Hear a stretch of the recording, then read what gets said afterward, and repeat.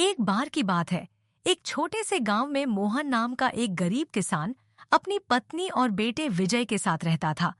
वह मेहनती आदमी था और अपनी जमीन पर खेती करके गुजर बसर करता था। लेकिन इस बार मौसम की सख्ती ने उसकी सारी फसल बर्बाद कर दी थी। क्या होगा? हमारी सारी फसल बर्बाद हो गई। घर में खाने को कुछ नहीं बचा। खुद पर भरोसा रखो, कोई ना कोई रास्ता निकल आएगा। गरीबी के कारण मोहन को मजबूरन गांव के महाजन सेठ रघुनाथ के पास कर्ज लेने जाना पड़ा। सेठ एक चालाक और लालची सूदखोर था, जो गरीब किसानों को ब्याज पर पैसे देकर बाद में उनसे दुगुना वसूल करता था। सेठ जी, मैं बहुत परेशान हूँ। कृपया कुछ कर्ज दे दीजिए ताकि मैं अपनी जमीन पर फिर से खेती कर सकूं।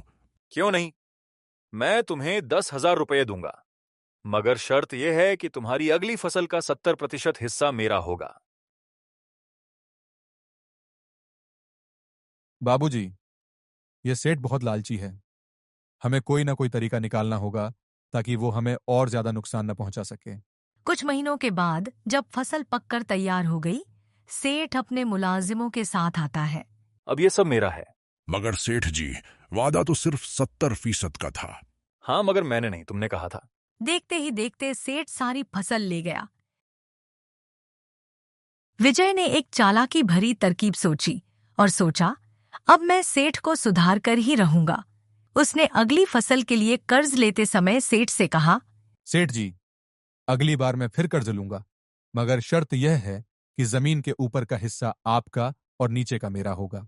वाह, तुम मुझे बेवकूफ बना रहे हो। ठीक है, ये शर्त मंजूर है। लेकिन जब कटाई का समय आया तो सेठ ने देखा कि खेत में गेहूं नहीं बल्कि आलू उगे हुए थे। सेठ के हाथ खाली पौधे लगे और सारी कीमती फसल विजय ने इकट्ठा कर ली। धोखा, मुझे कुछ नहीं मिला। अब जब दोबारा विजय कर्ज लेने सेठ के पास गया तो सेठ ने इस बार अजीब शर्त रखी। इस बार जमीन के नीचे का हिस्सा मेरा होगा, ऊपर का तुम्हारा। विजय मुस्कुरा दिया और इस बार बैंगन बो दी। जब सेठ आया तो उसे सिर्फ जड़ें मिली, जबकि विजय सारी सब्जी ले गया। मेरे साथ धोखा हुआ है।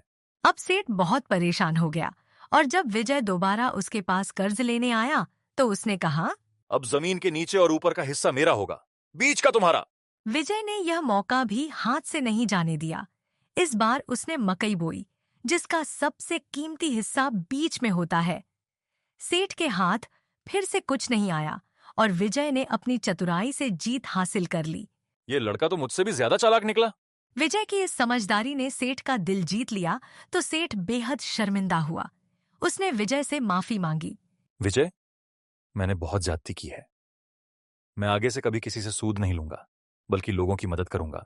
यह कहकर सेठ ने अपने सारे ब्याज के कारोबार को खत्म करने का ऐलान किया और वादा किया कि वह आगे से सिर्फ सही तरीके से पैसा कमाएगा।